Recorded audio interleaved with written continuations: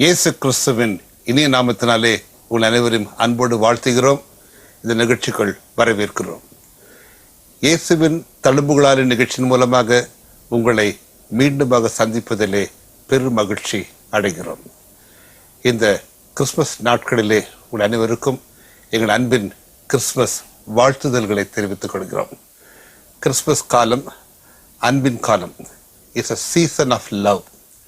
இந்த நாட்களில் நாம் அன்போடு கூட ஒருவரை ஒருவர் வாழ்த்துகிறோம். கிறிஸ்மஸ் வாழ்த்துதல்களை தெரிவித்துக் கொள்கிறோம்.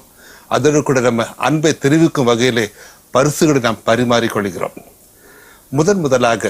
முதல் கிறிஸ்மஸிலே இயேசு கிறிஸ்துவுக்கு கொடுக்கப்பட்ட அன்பு பரிசுகள், காணிக்கைகள், இவைகளை குறித்து நாம் இந்த நாளிலே தியானிக்க இருக்கிறோம். கிழக்கிலிருந்து இயேசுவை தேடி வந்த சாஸ்திரிகள், அவர்கள் இயேசுவை அவர்கள் கண்டார்கள், சாஷ்டாங்கமாய் விழுந்தார்கள், அவரை பணிந்து கொண்டார்கள். தங்கள் பொக்கிஷங்களை திறந்து இயேசு பாலகனுக்கு காணிக்கைகளாக பொன்னையும் தூப வர்க்கத்தையும் வெள்ளை போலத்தையும் காணிக்கையாக கொடுத்தார்கள் என்று நாம் வேதத்திலே வாசிக்கிறோம். இந்த நாட்களிலும் கூட நாம் அநேக பரிசுகளை கொடுக்கிறோம். கிறிஸ்துவுக்கு, இயேசு கிறிஸ்துவாகிய இரட்சகருக்கு நாம் செலுத்த வேண்டிய காணிக்கைகளை குறித்து நாம் இந்த நாளிலே தியானிக்க இருக்கிறோம். Christmas is a time of giving. அநேகருக்கு நாம் கொடுக்கிறோம். ஏழை எளியவர்களை நினைவு கூர்ந்து இந்த பண்டிகை நாட்களிலே அவர்களுக்கு அநேக பரிசுகளை கொடுக்கிறோம். அது நிமித்தம் நம்முடைய அன்பை தெரிவிக்கிறோம், அநேகரை சந்தோஷப்படுத்துகிறோம். ஆனால் கர்த்தருக்கு பிரியமான காணிக்கை, கர்த்தரை சந்தோஷப்படுத்தும் காணிக்கை இது. இந்த பண்டிகை நாட்களிலே, கிறிஸ்துமஸை கொண்டாடும் இந்த நாட்களிலே இயேசு கிறிஸ்துவாகிய நம்முடைய ரட்சகருக்கு எதை நாம் காணிக்கையாக செலுத்தலாம், எப்படிப்பட்ட காணிக்கைகள், எப்படிப்பட்ட பரிசுகள் அவரை சந்தோஷப்படுத்தும் என்பதை நாம் இந்த நாளிலே தியானிக்க இருக்கிறோம். அந்த சாஸ்திரிகள் கொண்டு வந்த பரிசு, முதலாவதவர்கள் இயேசுவை தேடி வந்தார்கள். தூர தேசத்தில் இருந்தவர்கள் இயேசு கிறிஸ்து பிறப்பை நட்சத்திரத்தின் மூலமாக அறிந்து கொண்டார்கள். இயேசுவை தேடி இரட்சகரை காண வேண்டும், ராஜாதி ராஜா பிறந்து விட்டார், அந்த மெசியான்கு ராஜாவை தரிசிக்க வேண்டும் என்ற ஒரே நோக்கத்தோடு அவர்கள் தியாகத்தோடு எவ்வளவோ கஷ்டப்பட்டு அத்தனை தூரத்தை கடந்து இயேசுவை தேடி வந்தார்கள். வேதம் கூறுகிறது, இயேசு இருந்த வீட்டில் வந்தவுடனே அந்த வீட்டுக்குள் பிரவேசித்தார்கள். அதாவது இயேசுவின் பரிசுத்த பிரசன்னத்திற்குள் அவர்கள் பிரவேசித்தார்கள். அந்த பகுதி எடுத்து வாசிப்போம். மத்தேயு எழுதின சுவிசேஷம் 2ஆம் அதிகாரம் 11ஆம் வசனம். அவர்கள் அந்த வீட்டுக்குள் பிரவேசித்து பிள்ளையையும் அதன் தாயாகிய மரியாளையும் கண்டு சாஷ்டாங்கமாய் விழுந்து அதை பணிந்து கொண்டு தங்கள் பொக்கிஷங்களை திறந்து பொன்னையும் தூப வர்க்கத்தையும் வெள்ளை போலத்தையும் அதற்கு காணிக்கையாக வைத்தார்கள். முதலாவது பார்த்தோம், அவர்கள் இயேசுவை தேடி வந்தார்கள். இயேசுவின் பரிசுத்த பிரசன்னத்துக்குள் பிரவேசித்தார்கள். இயேசு பாலனை கண்ட மாத்திரத்திலேயே சாஷ்டாங்கமாய் விழுந்தார்கள். அதாவது இயேசுவினிடத்தில் சரணடைந்தார்கள், தங்களை பரிபூரணமாக ஒப்புக் கொடுத்தார்கள். அடுத்தபடியாக பார்க்கிறோம், பணிந்து கொண்டார்கள், இயேசுவை ஆராதித்தார்கள். பின்பு தங்கள் பொக்கிஷங்களை திறந்தார்கள். பொக்கிஷமாக தங்கள் வாழ்க்கையை, பொக்கிஷமாக தங்கள் இருதயத்தை திறந்து கொடுத்தார்கள். பின்பு பொன்னையும் தூப வர்க்கத்தையும் வெள்ளை போலத்தையும் காணிக்கையாக வைத்தார்கள். அந்த காணிக்கை அங்கீகரிக்கப்பட்டது. இந்த நாள் வரை அந்த காணிக்கைகளை நாம் நினைவு கூறுகிறோம். இந்த பண்டிகை நாட்களிலே, இந்த பண்டிகை கொண்டாடும் தெய்வ ஜனமே, இந்த நாளிலும் கூட கர்த்தருக்கு நாம் எதை, எண்ணத்தை காணிக்கையாக செலுத்துவோம்? எப்படிப்பட்ட காணிக்கைகளின் மேல், எப்படிப்பட்ட பலிகள் மேல் ஆண்டவர் பிரியமாய் இருக்கிறார்? இந்த வேளையிலும் கூட 3 காணிக்கைகளை குறித்து நாம் வாசிக்க கேட்டோம். பொன்னையும் தூப வர்க்கத்தையும் வெள்ளை போலத்தையும் காணிக்கையாக கொடுத்தார்கள். இந்த 3 காரியங்களும் 3 ஆவிக்குரிய சத்தியங்களை வெளிப்படுத்துகிறது. இந்த வேளையிலும் கூட பொன்னாக நாம் கர்த்தருக்கு எதை கொடுக்க முடியும், தூப வர்க்கமாக கர்த்தருக்கு எதை கொடுக்க முடியும், வெள்ளை போலமாக கர்த்தருக்கு எதை கொடுக்க முடியும் என்று நாம் இந்த நாளிலே தியானிப்போம். பொன்னாக நாம் செலுத்த வேண்டிய காணிக்கை அது என்னவென்று பார்ப்போம். அன்று சாஸ்திரிகள் பொன்னை காணிக்கையாக செலுத்தினார்கள். இன்று நாம் கர்த்தருக்கு செலுத்த வேண்டிய காணிக்கை, கர்த்தர் நம்மிடத்தில் எதிர்பார்க்கிற காணிக்கை பொன். பொன் என்பது ராஜரீகத்துக்கும் ஆளுகைக்கும் அடையாளமாக இருக்கிறது.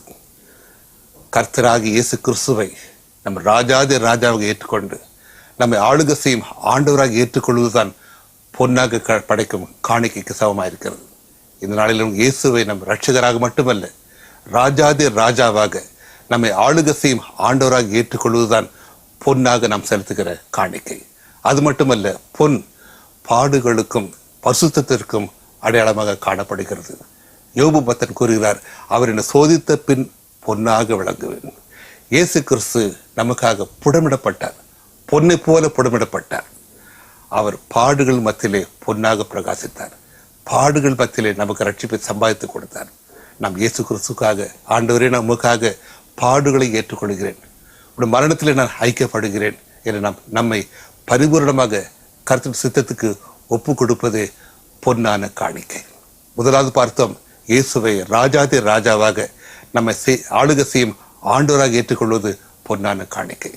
அது மட்டுமல்ல, ஆண்டவரே உடைய பாடுகளோடு என்னை இணைத்துக் கொள்கிறேன், மரணத்தோடு என்னை இணைத்துக் கொள்கிறேன், நீ எனக்காக பாடுபட்டது போல உமக்காக பாடுபட நான் சித்தமாக இருக்கிறேன் என்று நம்மை அர்ப்பணிப்பது பொன்னான ஒரு காணிக்கை. அது மட்டுமல்ல, அவர் நமக்கு பரிசுத்தத்தின் அழைப்பை கொடுத்திருக்கிறார். பொன் புடமிட்டு பரிசுத்தமாக்கப்படுகிறது, சுத்திகரிக்கப்படுகிறது. நாம் பாடுபட நாம் பரிசுத்தத்தில் கடந்து வருகிறோம். ஆண்டவரே, நீர் பரிசுத்தராய் இருப்பது போல நானும் அந்த பரிசுத்தத்தில் பங்கு கொள்ள என்று அர்ப்பணிக்கிறேன். அவர் நம்மை பரிசுத்தத்துக்கு அழைப்பு கொடுத்திருக்கிறார். நமக்கு கொடுக்கப்பட்ட அழைப்பு பரிசுத்த அழைப்பு. அந்த அழைப்பிற்கு நாம் அர்ப்பணிப்பது பொன்னான ஒரு காணிக்கை. ஆகவே பொன் என்கிற ஒரு காணிக்கை 3 காரியங்களை நமக்கு அடையாளப்படுத்துகிறது. கிறிஸ்துவின் ராஜரீகத்தையும் அவருடைய பாடுகளையும் அவருடைய பரிசுத்தத்தையும் அடையாளப்படுத்துகிறது.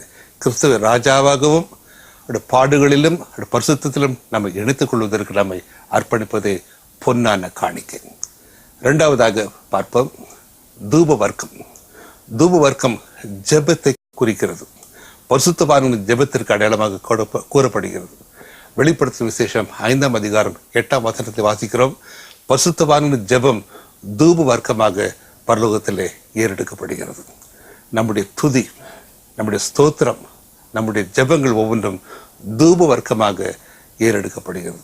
இந்த வேளையிலும் கூட நம்முடைய ஜெப ஜீவியத்தின் மூலமாக கர்த்தருக்கு அது தூப வர்க்கமாக காணிக்கை செலுத்துவோம். நம்முடைய ஜெப ஜீவியம் தான் கர்த்தருக்கு முன்பாக தூப வர்க்கமாக படைக்கப்படுகிறது.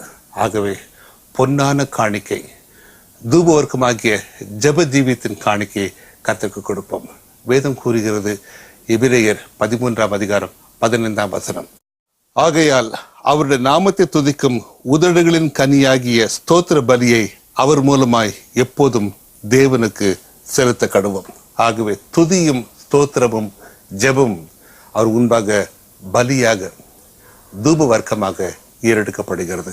ஆகவே 2வது காணிக்கையாகிய தூப வர்க்கம், தூப வர்க்கமாகிய ஜெபம், துதி, ஸ்தோத்திரத்தை நாம் கர்த்தருக்கு காணிக்கையாக செலுத்துவோம். இந்த காணிக்கையின் மீது கர்த்தர் பிரியமாக இருக்கிறார். 3வது காணிக்கை வெள்ளைப்போளம். வெள்ளைப்போளம் கிறிஸ்துவின் மரணத்திற்கு அடையாளமாக காணப்படுகிறது. யூதர்களின் வழக்கத்தின்படி மரித்து போன சடலத்தை வெள்ளை போளத்தினாலும் கரிய போளத்தினாலும் சீலையிலே சுற்றி கட்டி பின்பு அடக்கம் பண்ணுவார்கள். கிறிஸ்துவின் பிறப்பின் பொழுது சாஸ்திரிகள் வெள்ளை போளத்தை காணிக்கையாக கொடுத்தார்கள். கிறிஸ்துவின் இறப்பின் பொழுது நிக்கதேமு என்கிற மனிதன் வெள்ளை போளத்தை கொண்டு வந்தான். அந்த வெள்ளை போளம் கிறிஸ்துவின் சரீரத்தை பதப்படுத்தது. கிறிஸ்து தன் சரீரத்தை மரிக்க ஒப்பு கொடுத்தார். நாம் வெள்ளை போளமாக செலுத்த வேண்டிய காணிக்கை என்னவென்றால், நம்முடைய சரீரத்தை பரிசுத்தமும் ஜீவ பலியாக கர்த்தருக்கு ஒப்பு கொடுப்பதுதான். அதன் மேல் ஆண்டவர் பிரியமாயிருக்கிறார். அது புத்தியுள்ள ஆராதனை என்று வேதம் கூறுகிறது. எடுத்து வாசிப்போம். ரோமர் 12:1. அப்படி இருக்க சகோதரரே, நீங்கள் உங்கள் சரீரங்களை பரிசுத்தமும் தேவனுக்கு பிரியமான ஜீவ பலியாக ஒப்பு கொடுக்க வேண்டும் என்று தேவனுடைய இரக்கங்களை முன்னிட்டு உங்களை வேண்டிக் கொள்கிறேன். இதுவே நீங்கள் செய்யத்தக்க புத்தியுள்ள ஆராதனை. நம் சரீரங்களை ஜீவ பலியாக ஒப்பு கொடுப்பதே கர்த்தருக்கு முன்பாக நாம் செலுத்துகின்ற இந்த வெள்ளை போளமாகிய காணிக்கை. கர்த்தர் நம் சரீரத்தின் மூலமாக செயல்பட விரும்புகிறார். பரிசுத்தமானதை நடப்பிக்கும்படி நீதியுள்ள அவயவங்களாக நம் சரீரத்தை ஒப்புக் கொடுக்க வேண்டும் என்று வேதம் நமக்கு கூறுகிறது. ஆகவே இந்த வேளையிலே நம்முடைய சரீரத்தை, ஆண்டவரே இந்த சரீரம் உமக்கு சொந்தமானது, இந்த சரீரத்தின் மூலமாக என் அவயவங்கள் மூலமாக உம்முடைய நாமத்தை மகிமைப்படுத்த விரும்புகிறேன் என்று நம் சரீரத்தை ஜீவபலியாக ஒப்புக் கொடுப்பது வெள்ளை போல காணிக்கைக்கு சமமானது. 3 காணிக்கைகள் குறித்த தியானத்தும் பொன்னான காணிக்கை, தூப வர்க்கமான காணிக்கை, வெள்ளை போலமான காணிக்கை. இயேசு கிறிஸ்துவை ராஜாதி ராஜாவாக, தேவாதி தேவனாக நம்மை ஆளுகை செய்கிற ஆண்டவராக ஏற்றுக்கொள்வது பொன்னான காணிக்கை. பொன் புடமிடப்படுவது போல இது ஆண்டவரை புடமிடப்படுவதற்கு ஒப்புக் கொடுக்கிறேன், பரிசுத்தத்திலே நான் இணைக்கப்பட விரும்புகிறேன் என்று நம்மை அர்ப்பணிப்பது பொன்னான காணிக்கை. அடுத்தபடியாக தூப வர்க்கமாகிய ஜெப ஜீவியத்திலே ஆண்டவரே நான் உம்மை மகிமைப்படுத்த விரும்புகிறேன், உம்மை துதிப்பேன், உம்மை ஸ்தோத்திரிப்பேன், விண்ணப்பங்களை ஏறெடுப்பேன் என்று நாம் ஜெபத்திற்கு, துதிக்கு, ஸ்தோத்திரத்திற்கு நம்ம அர்ப்பணிப்பது தூப வர்க்கமாகிய ஒரு காணிக்கை. 3வது நம் சரீரங்களை கர்த்தருக்கு ஜீவபலியாக ஒப்புக் கொடுப்பது வெள்ளை போலமாகிய காணிக்கை. இந்த 3 காணிக்கைகள் மேல் ஆண்டவர் பிரியமாய் இருக்கிறார். இந்த பண்டிகை நாட்களிலே ஆண்டவரே நான் அநேகருக்கு அநேக பரிசுகளை கொடுக்கிறேன், இந்த வேளையிலே என்னையே உமக்கு காணிக்கையாக, என்னையே உமக்கு பரிசாக கொடுக்கிறேன் என்று கர்த்தருக்கு நம்மை தாழ்த்தி அர்ப்பணிப்போம். அவர் ராஜாதி ராஜாவாக நம்மை ஆளுகை செய்கிறவரை ஏற்றுக்கொண்டோம். அவருடைய பாடுகளிலே நான் பங்கு கொள்கிறேன் என்று நம்மை அர்ப்பணிப்போம். அது மட்டுமில்லாமல் ஜெபத்திலே, துதியிலே, ஸ்தோத்திரத்திலே நாமத்தை பயன்படுத்துவோம். நம் சரீரங்களை ஜீவபலியாக கர்த்தருக்கு அர்ப்பணிப்போம். இதுவே நம் கர்த்தருக்கு கொடுக்க வேண்டிய ஒரு கிறிஸ்துமஸ் காணிக்கை. கர்த்ததாமே நம்மை ஆசீர்வதிப்பாராக. ஆமென்.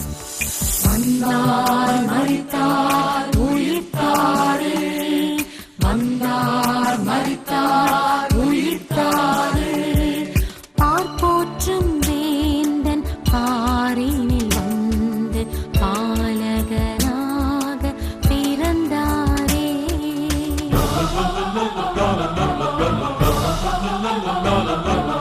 தூதர்கள் துதி பாட, சாஸ்திரிகள் தொழுதிட, எளியோனாய் எனக்காக வந்தாரே.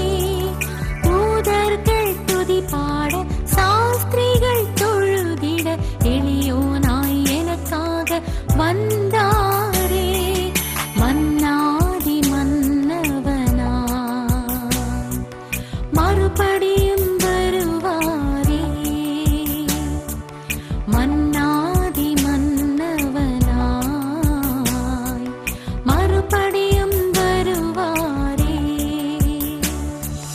வருவார் நிறைவாழ்வு தருவாரே, வருவார் நிறைவாழ்வு